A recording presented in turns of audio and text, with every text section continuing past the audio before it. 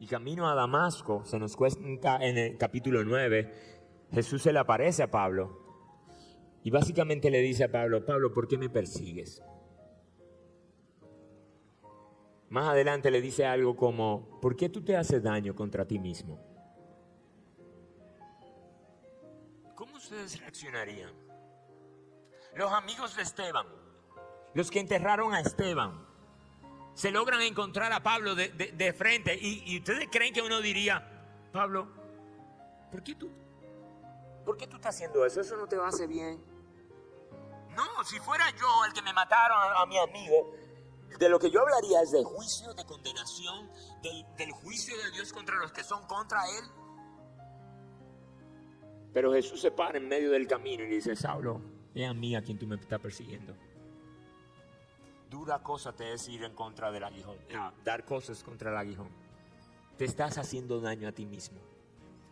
Y en ese momento, Pablo entendió que Jesús realmente era el Mesías. Pablo entendió que Jesús era realmente el Cristo. Y en ese momento, sus ojos fueron abiertos a algo que él no había visto. Y se rindió delante de Jesús.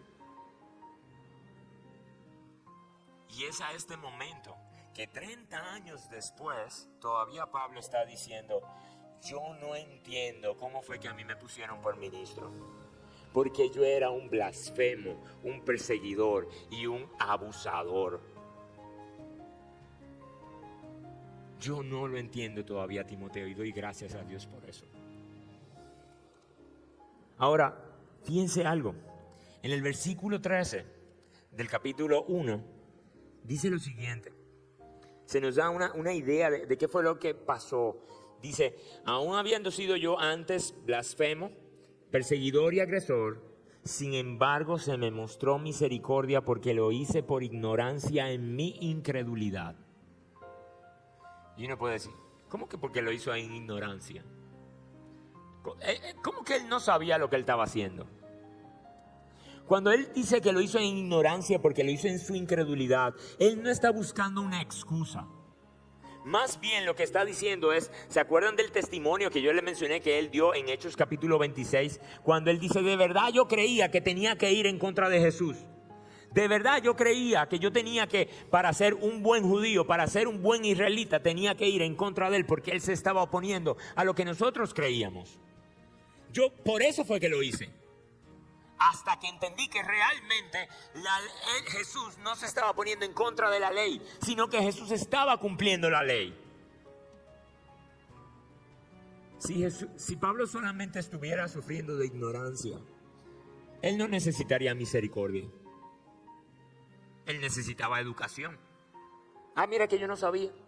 Bueno, pues usted lo educa, usted le da conocimiento, pero misericordia. ¿Saben por qué Pablo necesitaba misericordia? ¿Y por qué nosotros necesitamos misericordia? Porque nosotros de diversas formas, en diversos grados, en diversas circunstancias, hemos ido en contra de Dios. Quizá ustedes no se identifican como un perseguidor de Cristo, como un blasfemo. Pero todos nosotros, de cierta manera, intencional y a veces inintencionalmente, sin darnos cuenta, sin saberlo, ofendemos a Dios, ofendemos su ley, le prestamos poco caso. Dios se convierte más bien como en un defensor o en una ayuda cósmica que me debe de ayudar, que me debe de asistir cuando yo tengo problemas. Es aquel que me da ciertos regalos cuando yo lo estoy necesitando. Pero alguien al que me tengo que someter, alguien al que tengo que obedecer, alguien a quien tengo que amar con toda mi mente, con toda mi alma, con todas mis fuerzas. No, ese no. ¿Saben qué? Por eso todos necesitamos misericordia. Porque Dios ha determinado que cada uno de nuestros pecados deben de ser pagados con justo juicio. Pero miren la esperanza que nosotros tenemos. Miren la esperanza que nosotros tenemos. Pablo dice en el versículo 14, pero la gracia de nuestro Señor fue más que abundante. Pero la gracia de nuestro Señor fue más que abundante. ¿Ustedes quieren saber lo que significa eso? Eso es lo que quiere significar que Dios no da la gracia necesaria. Dios no da la gracia suficiente.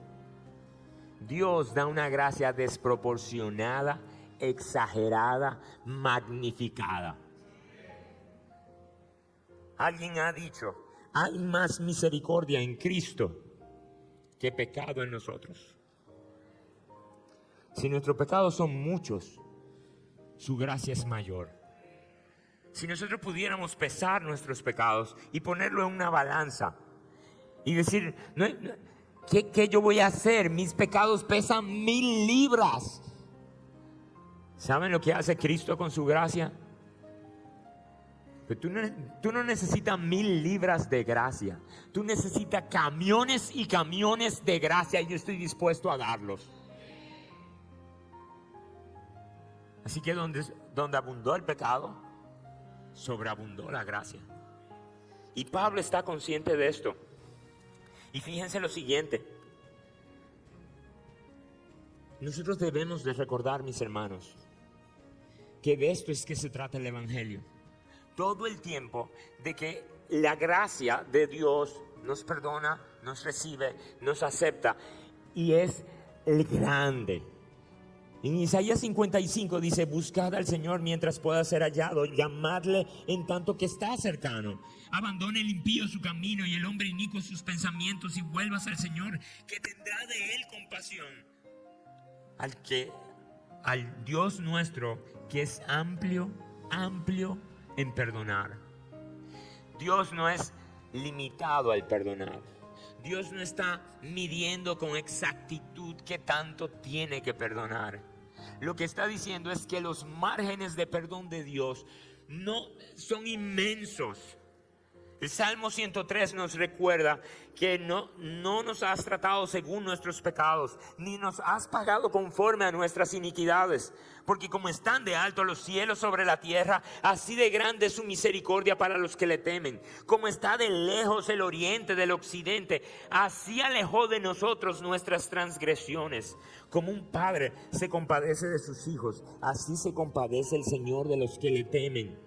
Mas la misericordia del Señor es desde la eternidad hasta la eternidad. ¿Alguna vez tú te has preguntado si tú cabes dentro de la misericordia de Dios? Si la misericordia de Dios y su bondad son suficientes para darte cabida. Él dice, llegan del oriente al occidente. Claro que cabes. Claro que cabes.